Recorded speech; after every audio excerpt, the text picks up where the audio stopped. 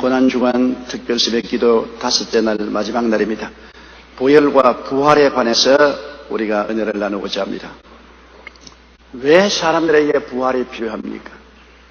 그것은 죽었기 때문에 부활이 필요하지 산 사람이 부활이 필요하지 않습니다. 우리 여의도 윤종지에 보면 지금 아주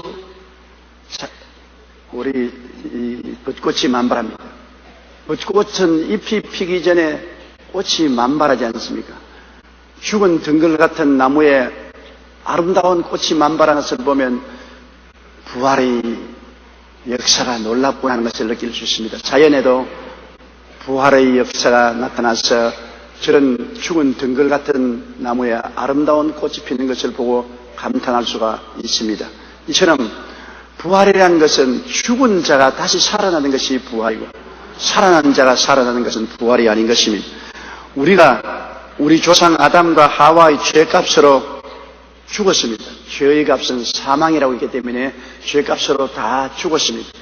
우리가 육체가 살아있으나 영은 죽은 것입니다. 안 믿는 사람들이 영이 죽었다는 증거가 뭐냐? 죽은 사람은 대화가 없습니다. 교제가 이루어지지 않습니다. 영적으로 죽은 사람은 하나님과 대화가 이루어지지 않고 교제가 이루어지지 않습니다. 하나님에 대한 생각이 없습니다. 왜? 죽었기 때문에 그런 것입니다. 우리 영적으로 살아있는 사람은 하나님과 대화가 이루어지지 않습니까? 주님께 감사하다고 찬양도 하고 기도도 하고 말씀을 읽고 감동도 하고 성령의 감동도 받고 하나님과 교통이 있는 것입니다. 그러나 영적으로 죽은 사람은 전혀 하나님과 교통이 없습니다. 하루에 하나님에 대한 생각을 1초도 하지 않고 세상으로만 꽉 들어차서 살고 있는 것입니다. 영혼이 죽었기 때문에 그런 것입니다.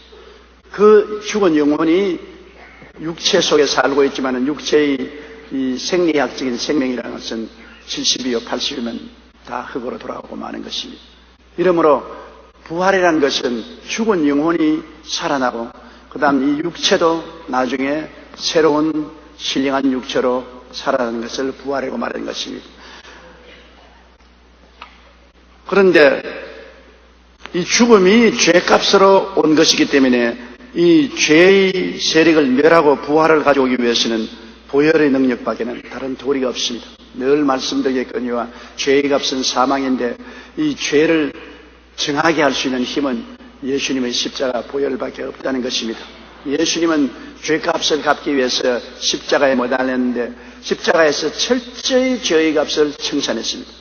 한 푼도 남기지 않고 인류의 모든 죄를 대신 짊어지고 철저히 고통을 통해서 몸치고 피 흘리며 죄값을 다 청산하시고 철저히 죄로 말미암은 사망과 저주를 주님께서 멸해버리고 마는 것입니다.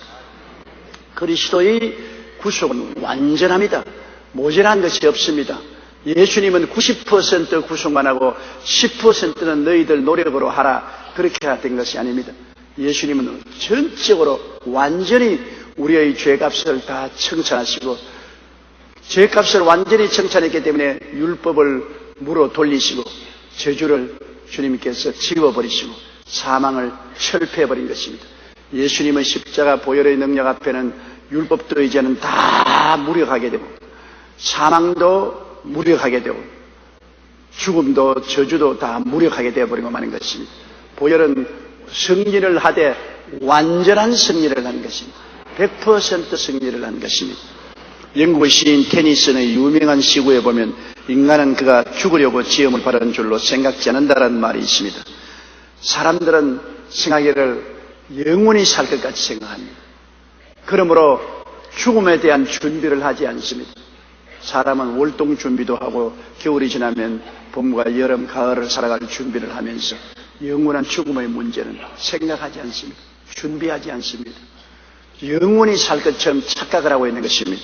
그러나 지금도 이 지구상에서는 1초당 2명의 사람이 죽습니다.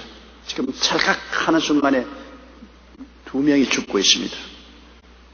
1분에 120명, 1시간에 1200명, 하루에 17만 300명, 1년에 6220만 명이 죽어갑니다. 1년에 우리나라 인구보다 많은 사람이 죽어가는 것입니다.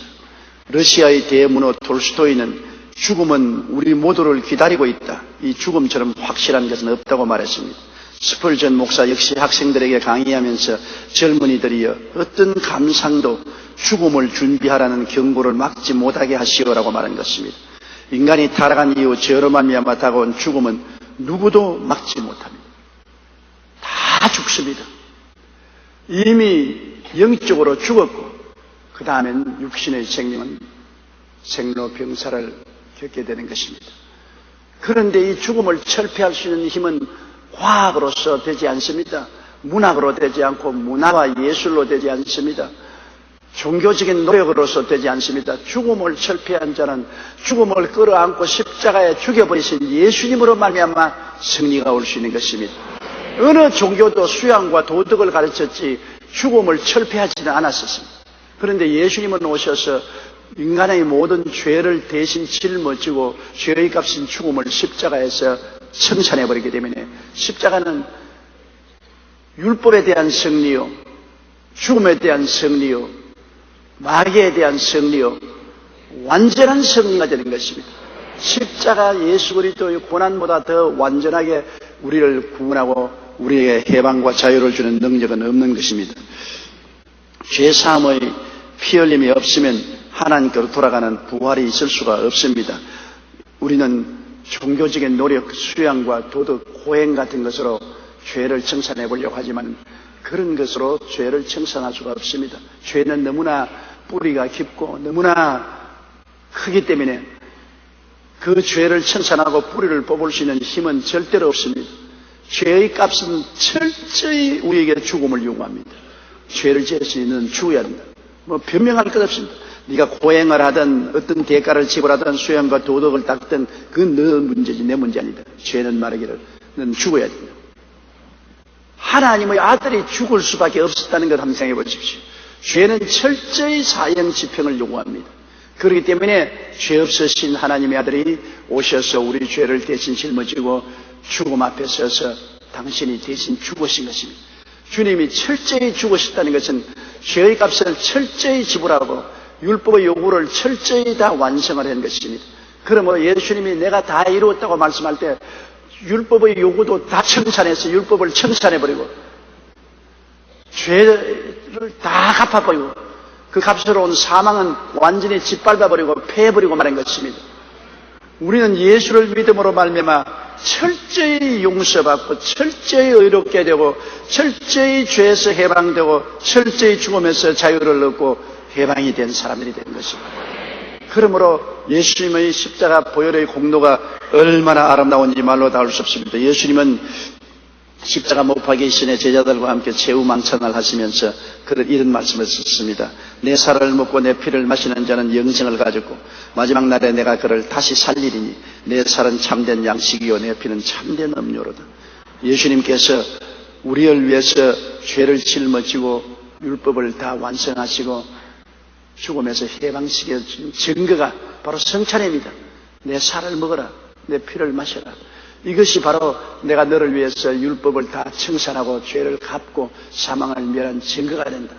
내 살을 먹고 내 피를 마시는 자는 내 안에 가고 나도 그 안에 거한다. 그러므로 성찬을 통해서 우리는 죽으셨다 부활하신 예수 그리스도를 현장에서 철저히 체험하고 만나고 함께 되는 체험을 갖게 되는 것입니다. 영국의 고전 문학가인 윌리엄 카우퍼는 찬송가 190장 샘물과 같은 보혈은 임마누엘 피로다를 작사한 분입니다. 그는 6살 때 어머니를 잃은 충격으로 그 후에 내내 우울증에 시달렸습니다. 자살도 여러 번 시도했습니다. 한 번은 안개가 자욱한 날에 아편을 사들고 테임스강에 투신 자살할 마음으로 마차를 탔습니다. 금방 도착할 테임스강에 1시간이나 달리는데도 도달하지 못하고 안개 속에서 마부가 빙글빙글 돌다가 된 곳이 바로 자기 집 앞으로 돌아왔습니다. 한 번은 칼로서 자살하려고 서랍을 열고 칼을 끄집어내니 말 같은 칼이 부러져 있었습니다. 또 한 번은 목을 메어서 대롱대롱 달렸는데 그만 줄이 탁 끊어져 가지고서 떨어져서 못 죽고 살았습니다. 카우퍼는 33살 때 18개월 동안 정신병원에서 요양을 했습니다. 그곳에서 성경을 읽다가 로마서 3장 25절에 이 예수를 하나님이 그의 피로서 믿음으로 말미암은 화목 제물을 세우셨으니 이는 하나님께서 길이 참으시는 중에 전에 지은 죄를 간구하심으로 자기의 의로우심을 나타내려 하심이라는 말씀을 읽고 큰 성령의 감동을 받았습니다.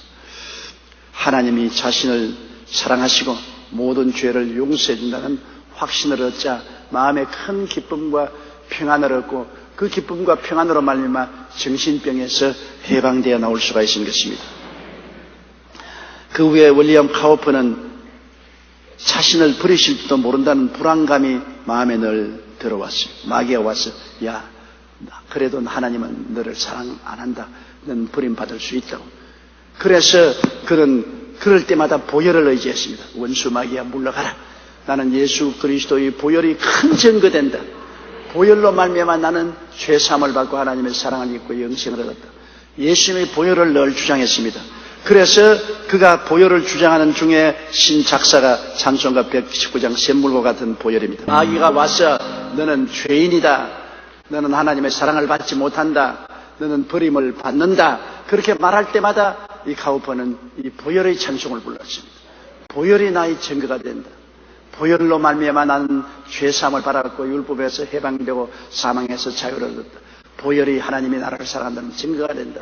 보혈로서 씻음을 받았다고 주장할 때마다 마귀는 떠나가고 그의 마음속에 큰 평안과 확신과 기쁨으로 넘치던 것입니다.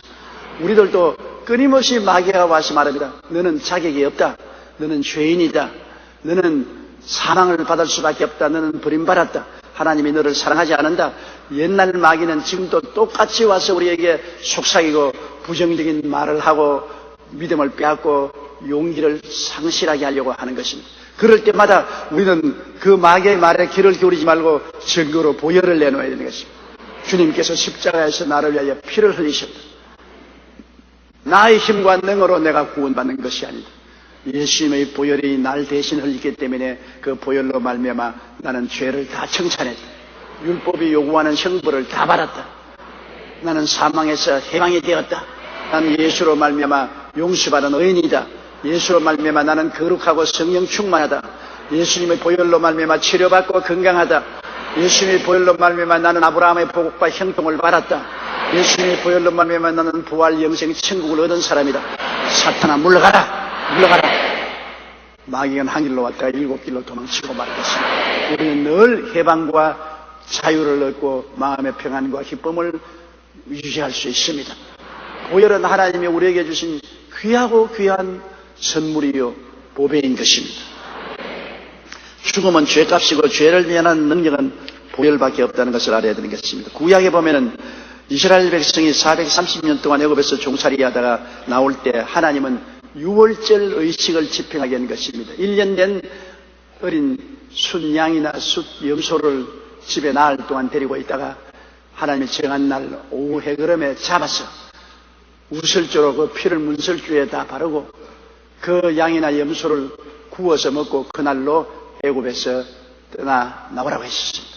그래서 이스라엘 백성들은 이 1년 된 순양이나 순염소를 준비했다가 정한 날에 잡아서 죽이고 그 양푼의 피를 바라 우설주로 문설주에 쫙 발랐습니다. 애굽 집 사람들은 피가 한 방울도 없었는데 이스라엘 집 대문에는 전부 피를 발랐습니다. 그날 저녁에 하나님의 천사가 온 애국을 지나가면서 피가 있는 집은 패스오버 지나가 버렸습니다. 6월절에는 것은 지나간다는 말인 것입니다. 그 집에 들어가지 않고 지나가 버렸습니다. 그러나 피가 없는 집에 들어가서는 짐승으로부터 종의 장자를 다 쳐 죽인 것입니다. 인류 역사상에 그만한 죽음이 온 것은 없습니다. 어느 집에도 사람이 죽지 않은 집은 한 집도 없었습니다. 모든 사람이 다 통곡을 하고 죽음을 가져왔지만 이스라엘 집에는 아무도 죽지 않았습니다. 문설주에 피를 발른 사람들은 죽음이 지나가 버리고 말한 것입니다. 그러고 난 다음에 이스라엘은 430년 동안 종살이하던 애굽에서 해방되어 보무도당당하게 금과 은과 재물을 가지고 나왔고 그들은 일로 젖과 꿀이 흐르는 땅으로 향해서 전진하게 된 것입니다. 출애굽기 12장 13절에 내가 애굽 땅을 칠 때 그 피가 너희 사는 집에 있어서 너희를 위하여 표적이 될지라. 내가 피를 볼 때 너희를 넘어가리니 재앙이 너희에게 내려 멸하지 아니하리라고 말씀한 것입니다. 이것은 우리에게 굉장한 의미가 있습니다. 우리는 이 세상 애굽에서 살고 있습니다. 바로 왕은 마귀인데 마귀가 이 세상 애굽에서 우리를 오랜 세월 동안 포로로 잡고 있었습니다. 우리가 해방되어 나오려면 피를 문설주에 발라야 됩니다. 그 마음의 문설주에 바른 피는 우리의 어린 양 예수 그리스도의 피인 것입니다. 예수 그리스도를 믿어 그 보혈로 우리 마음의 믿음으로 문설주에 발라놓으면 사망의 세력은 우리를 지나쳐가 버리고 마는 것입니다. 죽음이 우리를 떠나갑니다. 우리를 지옥으로 끌어가지 못하고 우리를 떠나가고 우리는 이 사망의 세계를 벗어나서 일로 영원한 천국으로 적과 꿀이 흐르는 영생의 세계로 들어가게 되는 것입니다. 세상 애굽에서 해방되어 천국의 자유와 해방을 얻게 하는 것이 보혈의 능력인 것입니다. 이스라엘 백성은 양이나 염소의 보혈을 문설주에 바르고 사망을 피하고 애굽에서 해방되어 나왔지만은 우리가 영원한 천국에 들어가는 것은 양이나 염소의 피가 아닌 우리 주 예수 그리스도의 십자가 보혈을 믿음으로 그 피가 마음에 큰 증거되어서 우리는 천국행으로 갑니다. 사망은 예수 그리스도의 보혈을 보고는 지나가 버린 것입니다. 우리는 사망에서 해방되어 천국의 영원한 고향으로 들어가는 것입니다. 여러분 눈에는 안 보이지만 오늘 하나님의 성령께서는 여러분의 마음의 문설주에 예수님의 피를 발라놓은 것입니다. 이것이 여러분과 세상과 다른 것입니다. 세상 사람은 마음의 문설주에 피가 없기 때문에 마귀가 마음대로 들락날락하고 사망이 마음대로 들락날락하고 죽음의 포로가 되었습니다만 마음의 문설주에 예수님의 피를 발라놓은 여러분에게는 마귀도 사망도 들어오지 못합니다. 여러분은 마귀와 세상에서 자유와 해방을 얻은 사람이요 여러분은 하늘나라 젖과 꿀이 흐르는 땅으로 들어가게 되는 것입니다. 그러므로 보혈이 얼마나 중요합니까? 이 피가 없이는 우리가 자유와 해방을 얻을 수가 결코 없는 것입니다. 요한복음 1장 29절에 보라 세상 죄를 지고 가는 하나님의 어린 양이라고 말했으며 요한계시록 1장 5절에 그 피로 우리 죄에서 우리를 해방시켰다고 했었으며 골로새 1장 13절로 14절에 하나님께서 우리를 흑암의 권세에서 건져내서 그 사랑의 아들 나라로 옮기셨다고 말한 것입니다. 예수님의 보혈로 말미암아 우리의 운명이 달라진 것입니다. 이 상태 우리는 종살이하지 않습니다. 마귀도 죄도 죽음도 우리를 잡고 있지 못합니다. 보혈로 말미암아 우리는 해방되어 우리는 하나님의 은혜와 성령으로 살게 된 것입니다. 1941년 미국의 루즈벨트 대통령은 의회 연설을 통해 국민의 4대 자유를 제창했습니다. 즉 언론의 자유, 종교의 자유, 빈곤으로부터의 자유, 공포로부터의 자유를 가지는 국민이 되고 그런 국가가 되어야 된다고 말했습니다. 그런데 존 스토트 목사님은 여기에 크리스천이 누릴 수 있는 5번째 자유가 있다고 말했습니다. 그것은 바로 예수 그리스도의 십자가 보혈로 말미암아 죄로부터 자유를 얻어야 된다는 것입니다. 죄에서 자유를 얻게 하면 보혈의 능력, 죄의 보혈. 우리가 보혈을 의지 않고 회개하는 죄는 나무 잎사귀 따는 것입니다. 잎사귀 따놓으면 나무 또 잎사귀 나오고 잎사귀 따놓으면 또 있어야 합니다. 예수님이 보혈을 의지해서 회개를 하면 나무 뿌리를 뽑아버리는 것입니다. 보혈은 죄의 뿌리를 뽑는 것입니다. 우리의 인간의 회개는 나무 잎사귀만 따지만은 보혈을 능력을 의지하면 예수님의 보혈은 우리 가슴 속에 있는 죄의 뿌리를 쫙 뽑아버린 것입니다. 그래서 완전히 죄에서 자유를 얻게 되는 것입니다. 보혈은 죄를 멸하는 위대한 능력이 있습니다. 말로만 보혈이 아니라 그 속에는 위대한 능력이 있는 것입니다. 우리가 구약 성경에 보면은 문둥병을 정결케 하는 의식이 나오는 것입니다. 문둥병은 언제나 성경에는 죄를 상징하는 것입니다. 육신의 문둥병이 걸려도 온 몸이 다 문드러지는 같이 영혼의 문둥병인 죄가 들어오면 죄가 우리 영혼을 다 문드러지게 만드는 것입니다. 아담과 하와 때는 하나님의 형상과 모양대로 얼마나 아름답게 지었습니다. 하나님 보시고 참으로 좋았더라고 기뻐하시고 즐거워하셨는데 이런 인생이 죄가 들어오자 썩어서 문드러졌습니다. 처참하게 되었습니다. 하나님 보시고 도저히 믿을 수가 없다고 고개를 흔들으셨을 것입니다.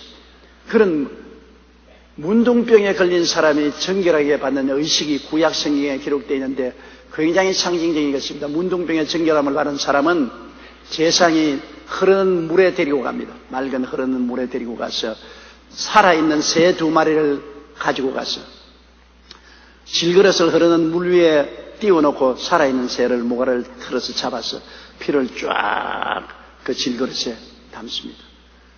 그러고 난 다음에 또 한 마리의 새는 백향목 가지와 우슬초와 홍색 실과 함께 그 새를 죽은 피에다가 적셔가지고서 그 피를 새와 백향목과 우슬초와 홍색 실을 적신 그 피를 가지고 나병 환자의 머리에 몸에 뿌립니다. 그래서 나병에서 정결함을 받게 하고 난 다음에 살아있는 새는 그대로 훅 날려보내는 것입니다. 굉장한 깊은 상징이 있습니다. 여러분, 흐르는 물은 세상입니다. 세상은 흐르는 물같이 흘러가는 곳에 질그릇은 예수님이 인간의 몸을 쓰고 질그릇으로 오셔서 그 속에 죽어서 피를 흘린 것을 상징하는 것입니다.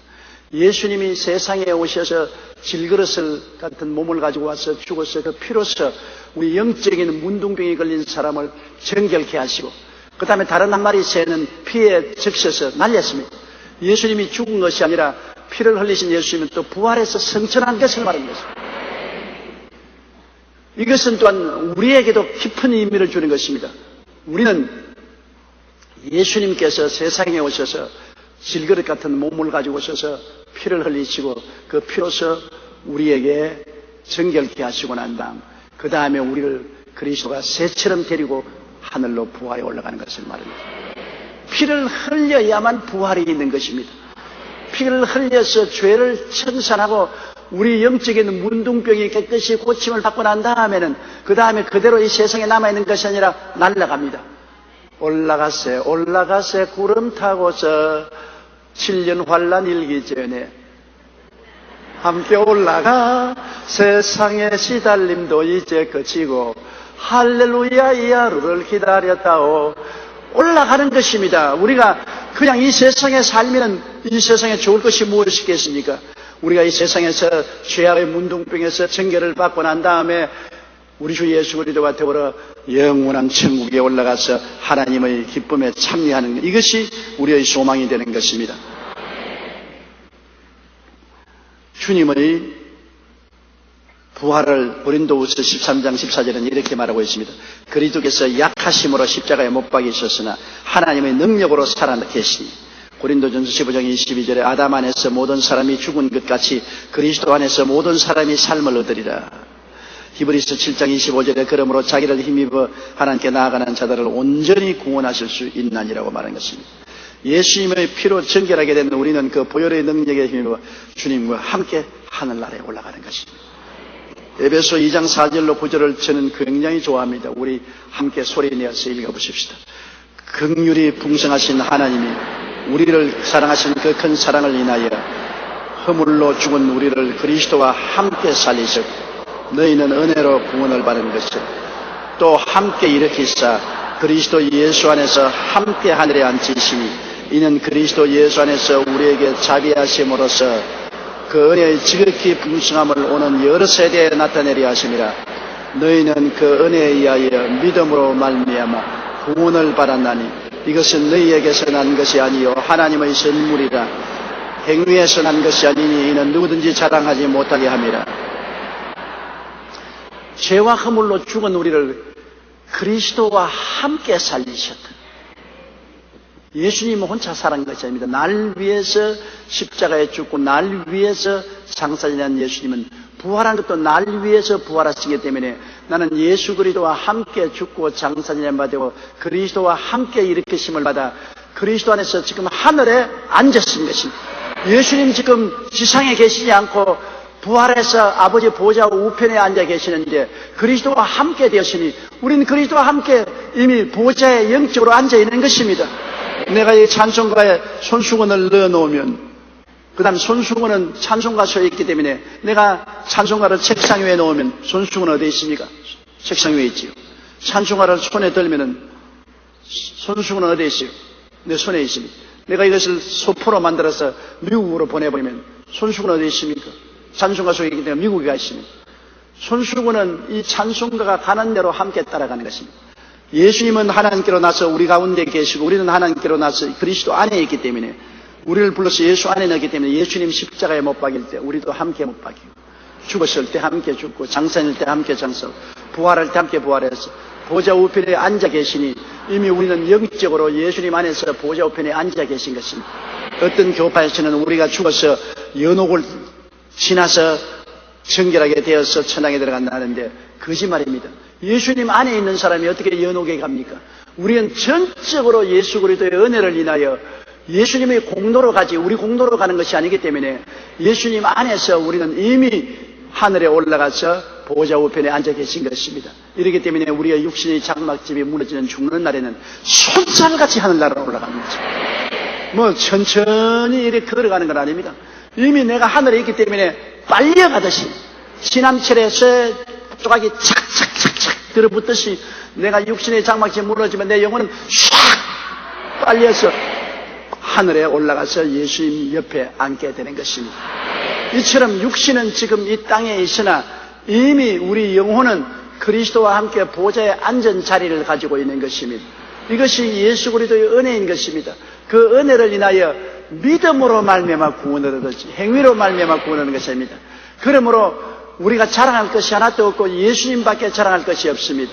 샘물과 같은 보혈의 능력으로 우리는 죄 씻음을 받고 영생을 얻고 죄와 사망에서 해방이 되고 이제는 이미 그리스도 안에서 하늘 보좌에 앉아있는 그날에 우리 영혼이 죽으면 육체가 죽으면 영혼은 그대로 올라가고 주님이 강림하시면 육체가 변화되어 부활의 생명을 얻어 주와 함께 영원한 천국에서 살 것입니다. 눈물과 근심과 탄식과 이별하는 것이나 공하는 것이나 앓는 것이 없는 희막히게 아름답고 좋은 천국으로 들어갈 것입니다.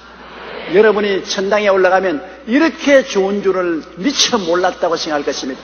야, 정말 기가 막힌다든지 이렇게 기막힌 곳이 있는 줄을 몰랐다. 예수님을 바라보고 신기하게 될 것입니다. 어떻게 이 하나님이 육신으로 오셔서 이 세상에서 풍찬 노숙을 하시고 사시며 십자가에 몸 박이고 뭉치고 피 흘리셨는가. 얼마나 그 사랑에 놀라고 희귀하게 생각하고 영광스럽게 생각하고 그리스도를 보는 눈이 감기지 아니하고 그리스도의 말씀하는 말에 귀가 기울어지면 다시 제껴질 수가 모르는 그러한 영광스러운 체험을 하게 되실 것입니다. 그러므로 우리는 다 앞으로 부활할 것이고 이 부활은 예수님의 피에 적셔서 날아간 새처럼 우리는 예수님의 보혈에 적셔서 부활이 이루어지는 것입니다. 피 흘림이 없은 즉 죄사함도 없고 피 흘림이 없은 즉 사망에서 자유도 없고 피 흘림이 없은 즉 부활도 없는 것입니다. 우리는 예수 그리스도의 보혈을 의지하고 죄사함을 받고 사망에서 해방되고 부활의 영광을 얻게 되는 것입니다. 우리는 다 공중에 날아가는 새처럼 하늘나라로 올라가게 되는 것입니다. 주님 오시기 전에 죽으면 우리 영혼이 올라갈 것이고 주님이 오시면 우리 육체가 함께 부활해서 올라갈 것입니다. 영광을 주님께 돌립니다. 옆에 계신 분들에게 당신은 부활을 가지고 있습니다. 그렇게 말씀합니다.